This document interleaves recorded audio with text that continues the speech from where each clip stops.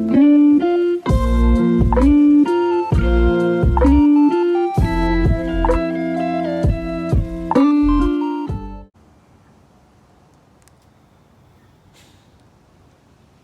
guys, how's it going? Welcome to another video. I just got done watching a documentary on Netflix called Stink. It's not one that I searched for, it just came up in my list of recommended titles on Netflix because I watch a lot of health-related documentaries on there. So it was pretty eye-opening. Like, already knew that there were a bunch of like chemicals and stuff in beauty products and like cleaning products and obviously like body sprays and stuff, but I didn't know exactly how bad they were, and that they're also in clothes and furniture and carpet, basically everything.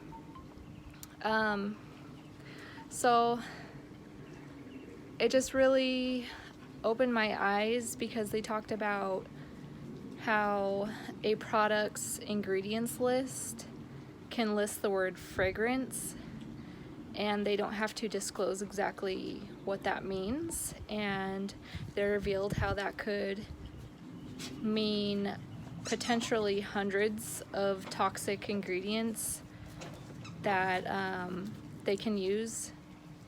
Even like arsenic they could use. They're not legally banned from using arsenic and hiding it behind the word fragrance in the ingredients list. So that's really disturbing to me.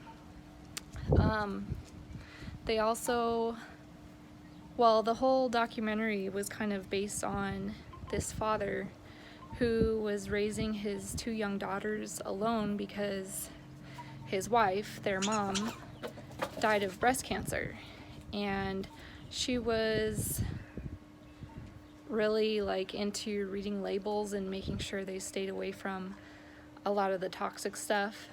And he said that while she was alive, he didn't really pay that much attention to it, but after her cancer diagnosis and after she died, he became a lot more vigilant with that. And so he's raising his two daughters by himself, and one Christmas he bought them a set of pajamas from Justice. And they loved them, but when they opened them, they noticed it had a super strong like chemical smell, and he was just wondering like what that was all about. Sorry, there's a fly like attacking me here. So he ended up calling Justice, and no one, like, he went through the complete runaround with everyone that they either didn't know or they said they couldn't reveal the proprietary ingredients that were being put in the clothes that they sell to young girls that they market to. So he eventually was able to catch up with Justice's CEO, and not even he knew what was being put in all the clothes. So he ended up having to send the pajamas off to a lab to be tested.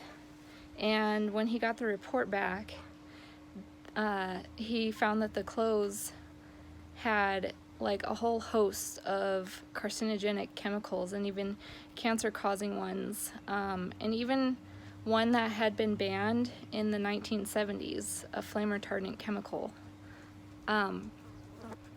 So he was just really upset about that, and he wanted to just dive deeper into everything to figure that out and try and go up against all that to make a change for the better. And they even showed a high school student that couldn't attend high school anymore because anytime he was even mildly exposed to Axe body spray, he would go into anaphylactic shock and have to go to the hospital. And despite the school staff's best efforts to inform all the other students and ask them to please not wear any Axe body spray or even body spray in general, it just didn't work because the kids either didn't know or didn't listen, and they still wore Axe body spray, and he would go into anaphylactic shock. So the mom of that kid called Axe to ask what was being put in their fragrance sprays, like an ingredient list, and she got the runaround from them too, and they said they couldn't disclose the proprietary ingredients behind their fragrances. So she couldn't even pinpoint the ingredient in Axe body spray that was causing her son so much trouble, so that they could avoid it in hopefully other things. Sorry,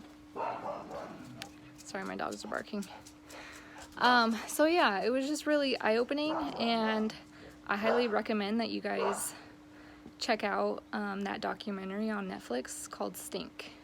So that's all I wanted to talk about for now, and I'll catch you guys in the next video. I completely forgot to mention the part of the video where it talks about the flame retardant industry and how that came about. Basically, it happened because cigarette smokers were accidentally burning down their houses. So the government went to Big Tobacco and said, hey, can you guys formulate a self-extinguishing cigarette to hopefully stop all these accidental fires in the homes from the cigarettes? So Big Tobacco dove into that, and they did. They formulated a self-extinguishing cigarette. However, it changed the taste, and cigarette smokers didn't like that. So they figured out that what they could do instead is just to make everything in the home, like the furniture and carpet and everything, flame resistant with flame retardant chemicals. So things like your couch, your carpet, your appliances, everything is coated in these flame retardant chemicals, and that is where that industry was born. So I just wanted to mention that and include that in this video. I'll talk to you guys later.